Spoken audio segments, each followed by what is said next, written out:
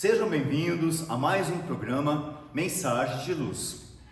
Estamos estudando o livro Palavras de Vida Eterna, psicografado por Chico Xavier pelo Espírito de Emmanuel. Sou Luiz Otávio, colaborador da Fraternidade Espírita Obreiros do Bem. Hoje tenho a honra e o prazer em receber pela segunda vez nosso companheiro Renato.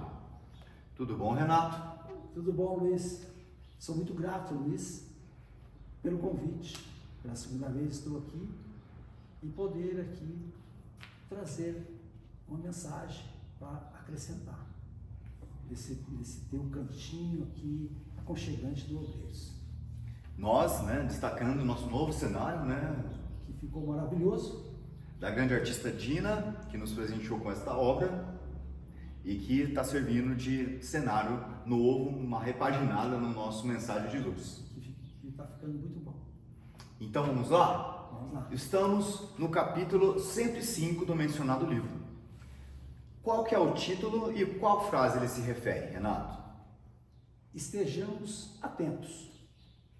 A frase, que é de Tiago, no capítulo 4, versículo 15, diz: se o Senhor quiser, e se vivermos, faremos isto ou aquilo.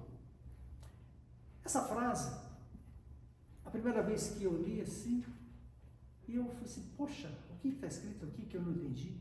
Aí fui lendo mais algumas vezes e vi a pontuação e entendi o que Tiago quer nos trazer. É que se estamos encarnados aqui no planeta Terra, e se Deus permitir, temos a liberdade de fazer o que quisermos. Pode ser bom ou não. Porém, o plantio é livre. A colheita é obrigatória. Todos os nossos projetos só se realizam se estiverem de acordo com a vontade de Deus. As leis divinas.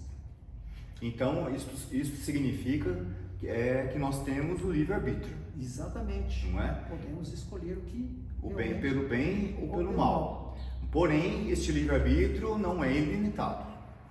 Sim, existe os seus poréns. Sim. E Emmanuel nos alerta que se buscarmos a tão sonhada paz, temos que fazer o bem, que é um desígnio de Deus. Todas as nossas realizações estão subordinadas à supervisão divina. Sem Deus não acontece nada. Sem respeitar as leis do grande Criador, não vamos conseguir realizar aquilo que temos em mente, aquilo que nos programamos. Tem uma frase aqui que o Emmanuel que diz: a criatura humana dispõe de livre-arbítrio para criar o destino, porém cada individualidade, nesse ou naquele plano de existência, atua num campo determinado de tempo. O que ele quer nos dizer? Que quando reencarnamos, atuamos em determinado campo e por tempo determinado. Temos a liberdade de fazer as nossas escolhas que irão dar o tom da cor da nossa vida. Escolhemos de acordo com a nossa bagagem moral. Enquanto não evoluirmos moralmente, continuamos a buscar opções que não darão bons frutos. Uma outra frase aqui de Emmanuel, ele nos fala: tiranos e santos, malfeitores e heróis, atinge sempre um limite da estrada em que o mundo maior lhes impõe a pausa de exame. Todas as grandes figuras de ontem e todas as grandes personalidades na terra de hoje conheceram e conhecerão o momento em que a vida lhes adverte. Entre aspas, não mais além. Esta frase, não mais além, está querendo nos dizer: pare, reflita, analisa o caminho que está trilhando. Pode seguir novo rumo se quiser, ou continuar com os dissabores que a vida está te oferecendo. Ou seja, né, aquilo que eu estava mencionando. Nós temos o livre-arbítrio, mas este livre-arbítrio está sob a supervisão de Deus. Ou seja, nós devemos agir de acordo com as leis divinas. Se nós transgredirmos as leis divinas, teremos as consequências. Exatamente. Não é? Exatamente. Aqui é a lei das consequências naturais. Certo. Então, Deus nos impõe um limite de tempo para as nossas opções. Sejamos heróis ou sejamos malfeitores. Certo. Ninguém tem a total liberdade para fazer aquilo que bem entender por tanto tempo. Exatamente. E uma observação aqui que eu faço, que a benevolência divina dá oportunidade a todos para fazer a reflexão sobre a vida que está vivendo, para mudar ou não. Muitos alertas são disparados. Pode ser uma doença que nos impossibilita de locomover ou ter uma vida plena, o revés financeiro, a perda de emprego, um desequilíbrio familiar e muitos outros que podemos citar. Sempre vem para nos educar. Exatamente. Para a gente aprender com essas dificuldades. É um alerta e fala, poxa, dá um break aí e vê o que está acontecendo. Reflita. Certo. Para compreendermos o que nos leva a ter as dores que temos, seja elas as dores físicas ou as dores da alma.